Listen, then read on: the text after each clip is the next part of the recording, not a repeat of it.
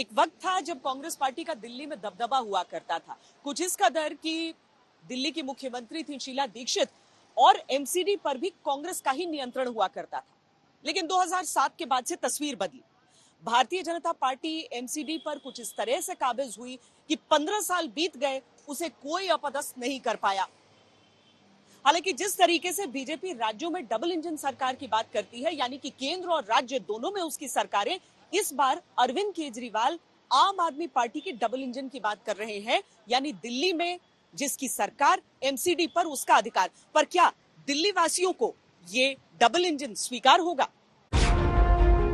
2002 MCD में Congress, 2007 MCD में BJP, 2012 MCD में फिर बीजेपी, 2017 एमसीडी में बीजेपी की हैट्रिक। 2022 में कौन?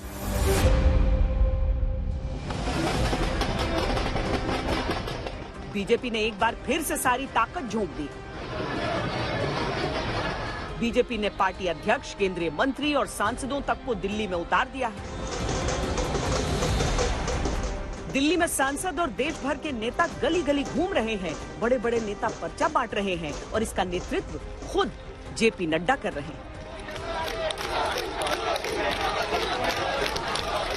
देखिए, जनता में बहुत उत्साह है।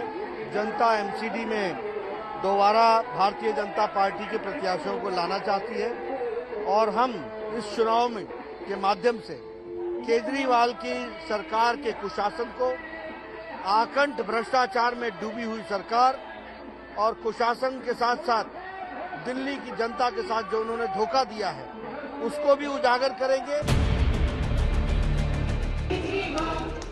तरह तरह के रंग देखने को मिल रहे हैं दिल्ली नगर निगम चुनाव में। पोस्टर और चिट्ठी पर लड़ाई हो चुकी है, ताली और गाली अलग हो रही है। अब सारे मुद्दे साफ हैं, जनता के हाथ में सबके वादों की किताब है। अब देखना है वो किसके वादों पर मुहर लगाती है। 15 साल में कूड़े के ढेर नहीं हटाए गए इनसे। गली में गाड़ी एक हफ्ते में आती है कूड़े की, हम गाड़ियों में अपना कूड़ा घर के फेंकने जाते हैं रोज सुबह उठ के। कहाँ किया एमसीडी ने काम? अब तुम 4 दिन में काम दिखा रहे हो। सारे नेता दिखाते हैं 4 दिन में काम, केजरीवाल ने करके दिखाया 7 साल में। लोकल मुद्दा देखेंगे, जो आदमी काम करवाएगा उन्हीं को वोट देंगे। काम करेगा वो वोट लेगा, क्योंकि ये हमारा मौलिक अधिकार है।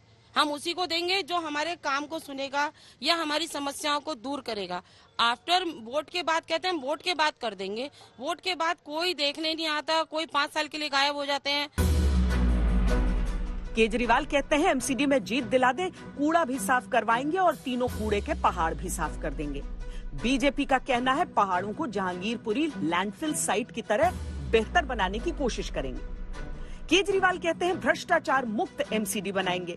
बीजेपी कहती है नगर निगम को एक कर दिया है, अब एमसीडी और दिल्ली की तस्वीर बदलेगी। आम आदमी पार्टी दावा कर रही है कि नगर निगम के स्कूल और अस्पताल शानदार बनाएंगे। बीजेपी का दावा है दिल्ली को स्वच्छ शहर बनाया जाएगा और प्रदूषण से मुक्त किया जाएगा। दिल्ली एमसीडी का चुनाव पिछले 3 बार के चुनाव से अलग है। पहले दिल्ली में 3 अलग अलग नगर निगम थे, इस बार तीनों निगमों को जोड़कर एक बना दिया गया है। पिछले 15 साल से तीनों नगर निगम पर भारतीय जनता पार्टी का कब्जा था। एमसीडी के एक होने के बावजूद चौथी बार बीजेपी के लिए वापसी एक चुनौती है। दिल्ली की जनता ने अपना मन बना लिया है। जिस प्रकार से प्रधानमंत्री नरेंद्र मोदी जी ने दिल्ली में अलग अलग प्रयोगों से दिल्ली का पूरा चित्र बदलने का काम किया।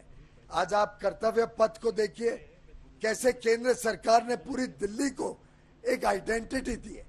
जिस प्रकार से अंडरपासेस और फ्लाईओवर्स का काम केंद्र सरकार अपने खर्चे पे कर रही है। अलग अलग योजनाओं से केंद्र सरकार दिल्ली में जो जनता की आशाएं, अपेक्षाएं, उसको पूरा करने के लिए काम कर रही है।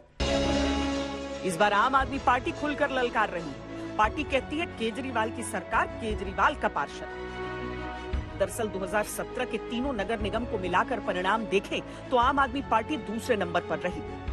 कुल 272 सीटों में बीजेपी के 181 तो आम आदमी पार्टी के 48 और कांग्रेस को केवल 27 सीटें मिली थी। इस बार आम आदमी पार्टी का दावा बड़ा है। दोनों चुनावों को एक साथ रखा इन्होंने, वो हमें फंसाने के लिए रखा। इसका मतलब बीजेपी अगर इस देश में डरती है तो केवल आम आदमी पार्टी से डरती है। तो टक्कर इनकी केवल आम आदमी पार्टी से है। तो इन्होंने हमें चक्रव्यूह में फंसाने की कोशिश की, लेकिन मैं हर वक्त यही कहता हूं कि मैं मॉडर्न जमाने का अभिमन्यु हूं। वो अभिमन्यु चक्रव्यूह से नहीं निकल पाया, लेकिन मुझे चक्रव्यूह से निकलना आता है। हम गुजरात भी जीतेंगे और हम दिल्ली भी जीतेंगे। बीजेपी कारपेट बॉम्बिंग स्टाइल में चुनाव प्रचार कर रही है।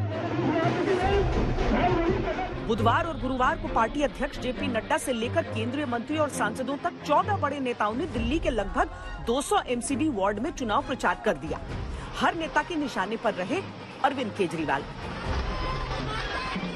जियो दी रेपिस्ट, ऐसा फिजियोथेरापिस्ट हमने पूरे विश्व में कहीं नहीं देखा। ये अरविंद केजरीवाल जी ट्रिपल एक्सल का शर्ट पहन के बाहर आए थे उस दिन और कह रहे थे कि ये तो बेचारा सत्येंद्र जैन का तो रेडिएटिंग पेन हो रहा है, ये तो कहा है डॉक्टर ने कि इनका मसाज करो उससे ठीक हो जाएंगे। ये डॉक्टर था। आपने एक रेपिस्ट को, वो भी जिस रेपिस्ट ने अपनी बेटी के साथ दुष्कर्म किया हो, उसको आप एक फिजियोथेरापिस्ट बता रहे हैं। ठीक है।